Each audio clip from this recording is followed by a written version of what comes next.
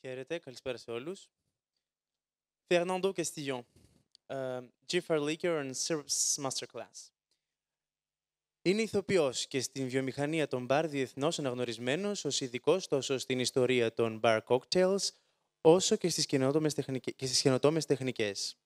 Η καριέρα του ξεκίνησε στο Quo Vadis στο Λονδίνο το 1994 και συνεχίστηκε σε διάφορα μέρη όπως το Maxim's στις Βρυξέλλες και στο εστιατόριο γαστρονομίας Lion de Lyon, στη Λιόν. Έχει ήδη εκδώσει ένα ολοκληρωμένο χρονολόγιο των cocktails το 2004 στο βιβλίο του La Rousse Cocktail, το οποίο έχει μεταφραστεί σε 7 γλώσσες. Έχει επίσης γράψει το Grand Livre du Bar et des Cocktails το 2006, ταξινομώντας για πρώτη φορά συνταγές από κοκτέιλς με βάση τις κύριες γεύσεις.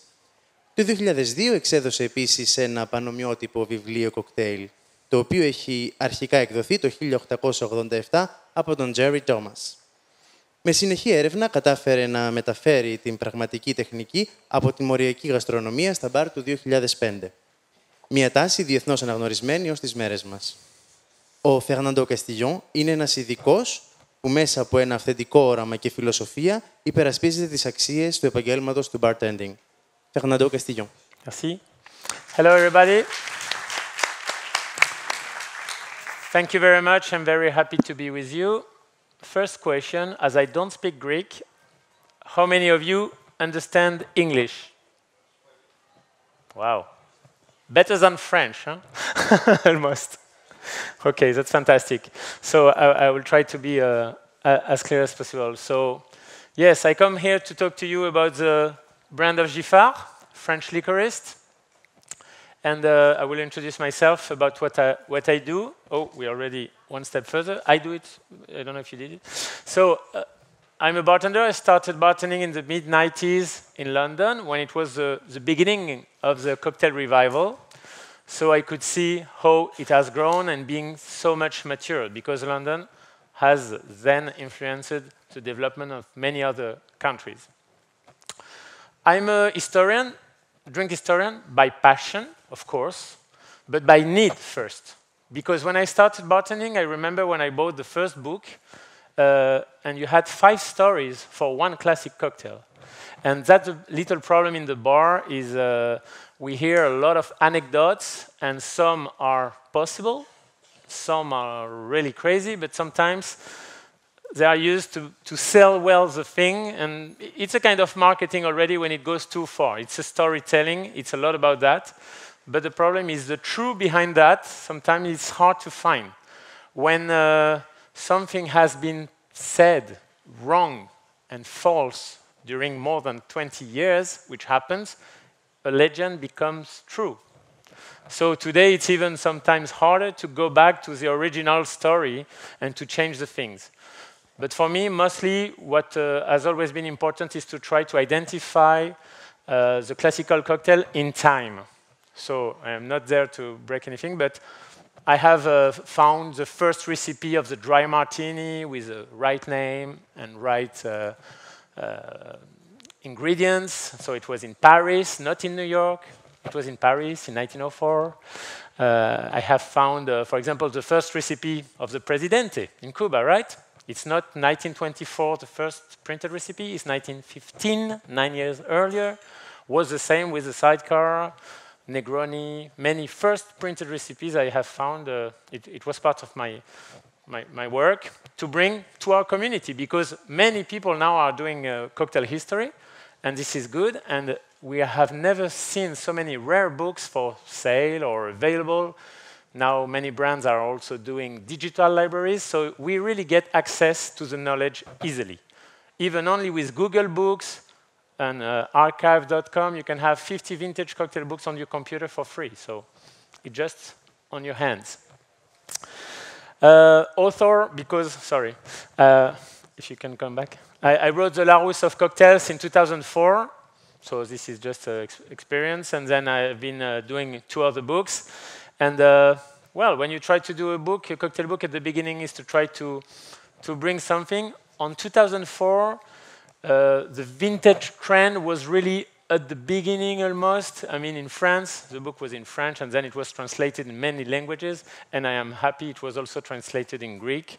So I don't know if some of you have seen it. I think it's a red or purple cover. And then Ginger Magazine is another project I launched 2 years ago, and we're trying to do it. It's a magazine made in France for the French market, but expanding maybe in English later on. We translate some articles. And we have been in the top 4 of Tales of the Cocktail for best international publication. So we think we are on the right way to do it. Then, about you. You are bartenders too. And you have a big history in this city, of course, but all the island. I mean, the Greek civilization. I've been in Greece 2 years ago for the first time. First, I found, of course, the people very kind, very smiling, very natural. But I came back a few months ago to visit Athens, all of that, because it's so amazing what you have in the hand. For you, of course, you grow up here. It doesn't seem something so unique, but so many people around the world come to see all of that. And many come on holidays. You are now a country, since few years, and more, a country on the cocktail map. I mean by that, at one moment, 1 or 2 or 3 bars start to have international recognition, and this is what you have with such places that started with Gin Joint, Babao Rum, and all these places have built a reputation also, contributing to the work that everybody does, but having mediatic exposure brings interest to the bar scene. It's my first time in your bar show, and I must say I'm really not surprised in a bad point of view. I was expecting something good, but it's very mature, very well organized, a big structure, and a lot of people. This is what is important. It shows that all the bar industry from Greece is going further and moving in advance. You have some countries that have a bar show, but the public doesn't seem to be so much well interested. And so this bar show is, of course, a big success to bring all of that together. Here, I tried to find in some cocktail books what I could connect with Greek influence. So it was quite funny, of course, since the antiquity we know use spiced wines, and the Greek wines were renowned since that time. Of course, it's not vermouth, because there was no absinthe in it yet, maybe, but maybe there's something to do on your work, on your side, about that, because historically, you are the original spiced wines. The first coffee houses in London and in Holland were opened by a Greek person. There is probably no link with how much coffee you drink here, but as I can see, you drink a lot of coffee in the country, so there's a connection maybe with the love of coffee. In 1914, there was a Grecian cocktail. This is the first Greek cocktail we could say I found. It was in a little book called The Reminder from Jacques Didier. It's the 4th printing, and it's made with metaxa, it seems, but the spelling is quite different, saying it was a Greek gin, you know, so it was they didn't know the product so much, but ouzo and water, so very Greek, in fact, yeah. Then the Café Sazerac in La Havana. It was owned and managed by 2 brothers. I have the notes, and it was published in the book from Basil Woon, When It's Cocktail Time in La Havana. And the first brother was head bartender in New York before Prohibition, close to Times Square. So also there's something to find maybe about famous Greek bartenders from the past. For me it was a discovery, and just I started to take a look, but maybe there's something there. Also Johnny Solon from the Waldorf Astoria. Everybody knows the Bronx cocktail? Well, Johnny Solon, it's written in the 1941 book, Old Waldorf Astoria Bar Days, that he was from Ireland, but with Greek origins. So maybe you could do the biography of Johnny Solon and find something also. The Ambrosia cocktail from New Orleans, so Stanley Clisby that wrote a book about famous New Orleans drinks, talking about ambrosia because it's a word linked to the Mount Olympus, or for Olympic people and the gods. Well, it was the restaurant Arnaud's who made this drink, which is a kind of champagne cocktail made with brandy, Calvados, lemon juice, and champagne. Also, something very interesting is Charles Baker, you all know, with A Gentleman's Companion. In his book, he talks about one drink called Grande Bretagne. The Grande Bretagne, like the hotel, I believe. The hotel in Athens, which opened in 1870. The Grande Bretagne cocktail, and there was number 1 and number 2. When he talks about this drink, he said it was one of the 5 or 6 better drinks in the world. So it's quite interesting for you maybe to try the recipe. The number 1 is made with apricot brandy on that time, and you will see in the range we have a beautiful apricot du Roussillon, so maybe you can try to do it with gin, and both are based with gin. And he's really talking about this bartender. We don't have the name, but you can find it maybe, because it was in the 1930s. And this bartender worked there for 40 years, it seems. And what was really new on that time is this bartender was very known because he spent half an hour a day, about making new tests, testing drinks, trying new combinations. So he was a great, great mixer. But in the book, he doesn't give the name. Then it's a quote about Trader Vic, talking about Greek brandies, outstanding in flavor, smooth and mellow.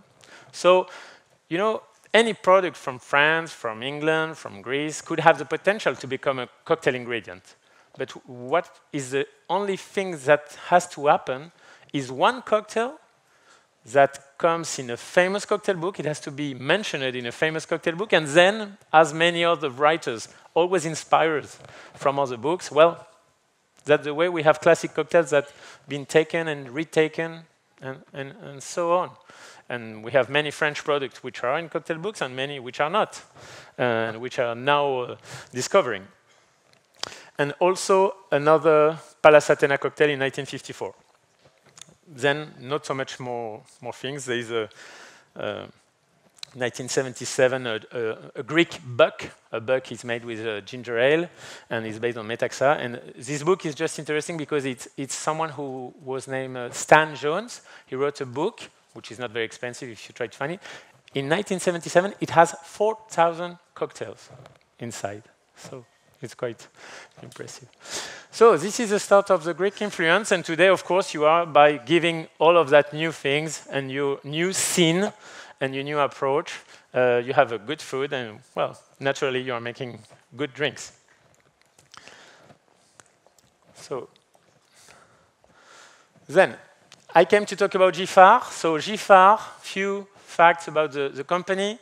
It's producers which out of France, they started with the English market, and now they are expanding more and more at the export. They produce, of course, liqueurs historically. I will tell you, it's the 4th generation. It's a family business, so this is Edith and Bruno Giffard, brother and sister, managing the company. And as I said, they're still with a really simple mind, really accessible people. And if you have something you think about their product, syrups or liqueur, and you are many thinking that, and you tell that to your distributor, the distributor will tell it to the company, and they will really try to answer to that need or this remark. They're really close to the trade. They are really, they don't mind about changing a recipe. They don't think, even if they try to bring the best, they are ready to adjust something if necessary. So the heritage is a product called Montpastille that was created by the great-grandfather. We'll talk about that in 1885. And they do liqueurs and syrups. Well, the process of syrups is not the main interest today, because syrups are quite simple in a way, but it's a whole industry on the side. But the most specific and most interesting for us today is talking about the liqueurs. So you have a classic liqueur range, and you have what they call a premium range, which is the kind of product when they think they made something out of the regular standards, they can position it in the premium range.